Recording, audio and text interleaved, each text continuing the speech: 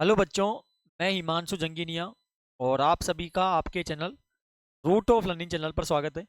बच्चों, आज हम आपके राजस्थान बोर्ड द्वारा जारी किया गया आपके कक्षा 10 का मॉडल प्रश्न पत्र, जिसका आज हम यहाँ पर सेक्शन डी करने वाले हैं। बच्चों, ए बी और सी सेक्शन हमने लास्ट पार्ट में समझे हुए हैं। जिन्होंने वो वीडियो नहीं देखी है, लिंक डिस्क्रिप्शन में शो किया हुआ है। तो बच्चों, यहाँ पर जो हमारा अगला प्रश्न है, यहाँ पर 18वां प्रश्न है। यहाँ पर आपसे क्या कहा गया है कि एक समकोण त्रिभुज है जिसकी ऊंचाई उसके आधार से 7 सेंटीमीटर कम है। यदि कर्ण 13 सेंटीमीटर का है तो अन्य दो भुजाएं हमें ज्ञात करनी है। देखो, बहुत आसान क्वेश्चन है। हमें क्या करना है, यहाँ पर आपको एक समकोण त्रिभुज बनाना होगा। हमें सबसे पहले एक समकोण त्रिभुज यहाँ पे बनाना होगा। तो हमने एक समकोण त्रिभुज यहाँ पे बनाया और यहाँ पर आपसे बोला गया है कि इस समकोण त्रिभुज की, देखो नाम दे दो पहले। ए, ये हो गया बी और ये हो गया सी। तो एक समकोण त्रिभुज की ऊंचाई उसके आधार से 7 सेंटीमीटर कम है। ऊंचाई का जो कंपैरिजन हो रहा है वो आधार से हो रहा है। ठीक है ना। ऊंचाई का कंपैरिजन किससे हो रहा है? आधार से हो रहा है। तो जैसे राम का कंपैरिजन मोहन से हो रहा है तो मोहन को आप एक्स मानोगे। इसी प्रकार जब ऊंचाई का कंपैरिजन आधार से हो रहा है तो आप आधार को क्या मानोगे? एक्स मानोगे। तो आप यहाँ पे मानोगी कि माना कि जो आधार है वो क्या हो जाएगा? एक्स सेंटीमीटर हो जाएगा। तो जो हमारी ऊंचाई है वो 7 सेंटीमीटर कम है, तो हम लिख देंगे जो हमारी ऊंचाई होगी वो इससे 7 सेंटीमीटर कम होगी। तो एक्स माइनस 7 लिख देंगे। अब यहाँ पे देखो, ऊंचाई ये होती है तो यहाँ पर लिख देंगे एक्स माइनस 7 और आधार हमारा है एक्स। हमें यहाँ पर कर्ण दिया हुआ है जो कि है 13 सेमी, तो 13 सेमी यहाँ पर लिख देंगे। तो हमें अन्य दो भुजा ज्ञात करनी है। तो जब भी आपके समकोण त्रिभुज दिया हो और आपसे कोई भुजा आपको ज्ञात करवाए तो आपको हमेशा पाइथागोरस प्रमेय लगानी है। पाइथागोरस प्रमेय का सूत्र होता है कर्ण का स्क्वायर बराबर लंब स्क्वायर प्लस आधार का स्क्वायर। कर्ण स्क्वायर क्या होता है? जो 90 डिग्री होता है उसके सामने वाली जो भुजा होती है वो कर्ण होती है। तो कर्ण कितनी हो गई? 13 है। लंब कितना है बेटा? एक्स माइनस 7 है। और आधार कितना है? एक्स है। अब देखो, यहाँ पर तो एक आइडेंटिटी है और वो आइडेंटिटी है ए माइनस बी का स्क्वायर, यानी ए स्क्वायर माइनस 2ab प्लस का बी स्क्वायर। अब देखो, 13 का स्क्वायर होता है 169। ए का स्क्वायर मतलब एक्स का स्क्वायर माइनस 2। ए की वैल्यू क्या है? एक्स है। और बी की वैल्यू 7 है प्लस एक्स का स्क्वायर। थोड़ी यहाँ पर देखो, यहाँ पे हमने एक चीज और छोड़ी है, प्लस बी। अब बी क्या है? यहाँ पर 7 है तो 7 का स्क्वायर। और लास्ट में क्या बचा हुआ है हमारे पास? एक्स का स्क्वायर। अब क्या होगा? 169 बराबर एक्स स्क्वायर माइनस 2 सत्ते 14 x plus 7 7 49 plus x square. अब देखिए, 169 बराबर एक्स स्क्वायर, ये भी एक्स स्क्वायर, ये भी एक्स स्क्वायर, तो कितना हो जाएगा? 2 एक्स स्क्वायर माइनस का 14 एक्स और प्लस का 49। नंबर को यहाँ पे ले जाओ, प्लस किस में हो जाएगा? माइनस में हो जाएगा। प्लस किस में हो जाएगा? माइनस में हो जाएगा। अब यहाँ पे माइनस कर दो तो 2 एक्स स्क्वायर माइनस 14 एक्स और माइनस की संख्या बढ़ी है 120 यहाँ पर आ जाएगा। कितना आएगा? 120 यहाँ पर आ जाएगा। अब हम क्या करेंगे? देखो, हम इसको थोड़ा छोटा इस प्रकार कर देते हैं। या चलो देखिए, इधर देखिए, यहाँ पर हमें क्या करना पड़ेगा? देखो, तीनों संख्याओं में 2 का भाग जा सकता है। ठीक है ना। तो आप यहाँ पे 2 का भाग दे दो। 2 एक्स स्क्वायर में 2 का भाग दोगे एक्स स्क्वायर आएगा। फिर आपके पास माइनस है, यहाँ पर 7 एक्स आएगा। और माइनस का 60 बराबर क्या हो गया? 0। क्यों किया ऐसा? क्योंकि तीनों में 2 का भाग जा सकता है। अब देखो, आपको क्या करना होगा? यहाँ पर पहले वाले को तीसरे वाले से गुणा करना होगा। तो यहाँ एक्स स्क्वायर के आगे कोई नंबर नहीं है, मतलब 1 और 60, तो 60 हो गया।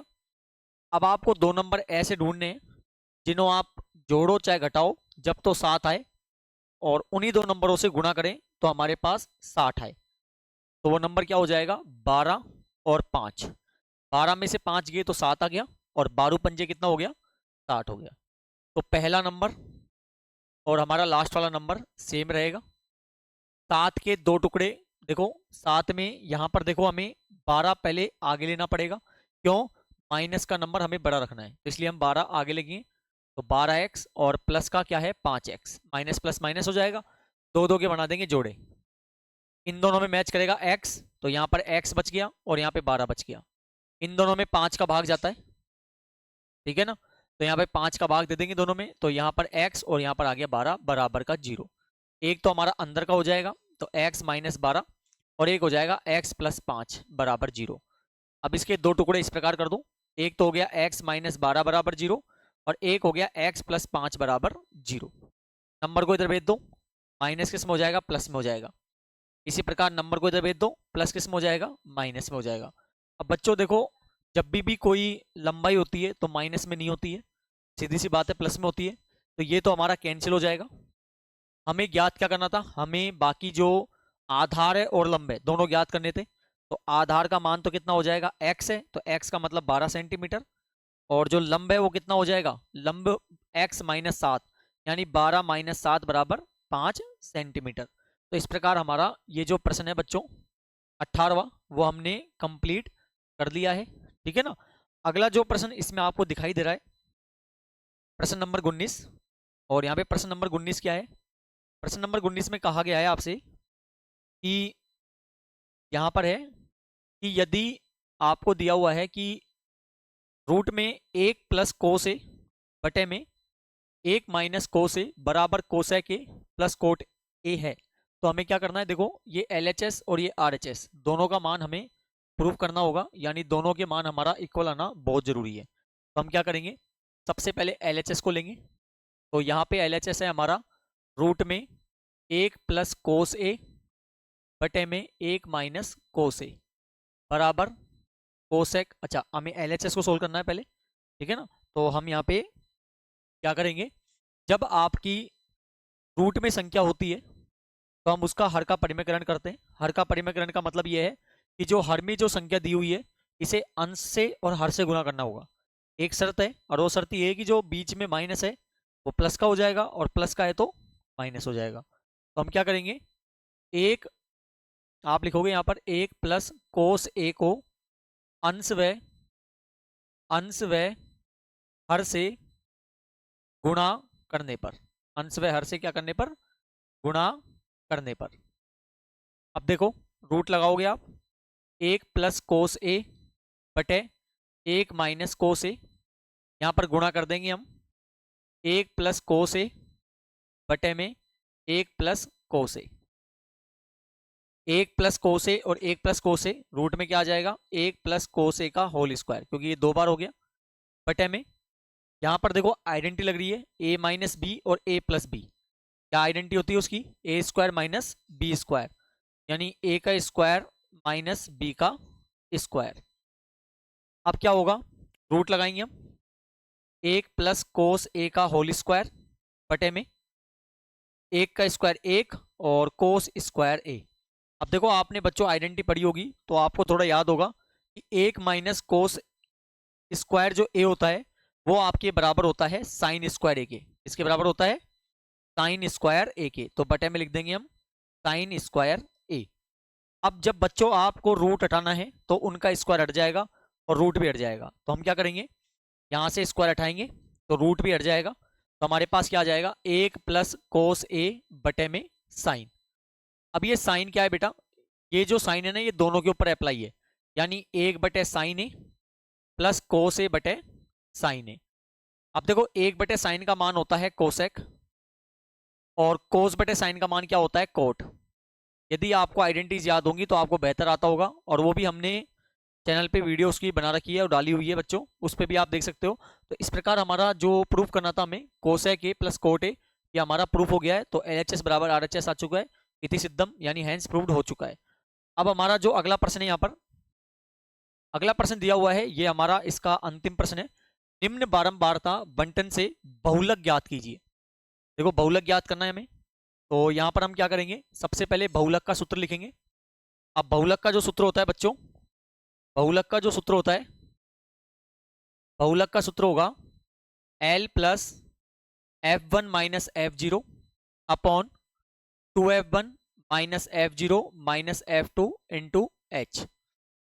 ये हमारा बहुलक का सूत्र होता है, ये हमारा बहुलक का सूत्र होता है। तो हम क्या करेंगे, यहां पर आपको थोड़ा ध्यान समझिएगा। बहुलक में क्या होता है कि जो सबसे बड़ी वैल्यू होगी ना, जैसे सबसे बड़ी वैल्यू देखो इसमें क्या है 42, तो इसको आप गोला कर दो इस प्रकार से, ठीक है ना। तो बेटा ये वाला जो है ये तो आपका कहलाएगा F1, और देखो F1 से पहले जो आएगा 0, क्योंकि 1 से पहले 0 आता है और 1 के बाद क्या आता है 2 आता है। तो इस प्रकार हमारा F1 F0 और F2 हो जाएगा। अब हमारा जो L होता है, L का मतलब होता है लीस्ट वैल्यू, और लीस्ट वैल्यू इन दोनों में से लेंगे, 40 और 50 में से सबसे छोटा क्या है 40 है, ठीक है ना। और H का मतलब होता है वर्ग अंतराल, यानी इनके बीच का गैप, और इनके बीच का गैप कितना है 10-10 का है। तो L कितना है यहाँ पर, L है हमारे पास 40, F1 कितना है यहाँ पर, F1 है 42 माइनस F0 है 28 बटे में 2F1 माइनस F0 और माइनस का F2 गुणा H मतलब 10। 40 प्लस माइनस कर दो इसको, 42 में से 28 माइनस कर दोगे कितना आएगा 14 आएगा। तो 14 बटे 42 दूना कितना हो गया 84, ठीक है ना। माइनस माइनस प्लस कितना हो गया 48 गुणा में 10। अब 40 प्लस ब्रैकेट 14 बटे 84 में से 48 माइनस कर दो कितना आ जाएगा 36, तो 36 गुणा में 10। अब क्या होगा 40 प्लस 14 गुणा 10 कर दो कितना हो गया 140 बटे में 36। अब यहाँ पे 36 का भाग 140 में दे दो और उसमें 40 आप जोड़ दो, आपके पास आंसर फाइनल आ जाएगा। तो बच्चों इस प्रकार से हमने आपका जो मॉडल प्रश्न पत्र है पूरा कंप्लीट कर लिया है, और मुझे पूरी उम्मीद है आपको समझ भी आया है। बच्चों आपके जो डाउट हैं और जो आपके बेसिक टॉपिक हैं वो भी हम लगातार क्लियर कराते जा रहे हैं। तो जिन बच्चों ने अभी तक चैनल सब्सक्राइब नहीं किया है, प्लीज़ चैनल सब्सक्राइब करें, लाइक करें और ज़्यादा से ज़्यादा शेयर करें। मिलते हैं नेक्स्ट वीडियो में।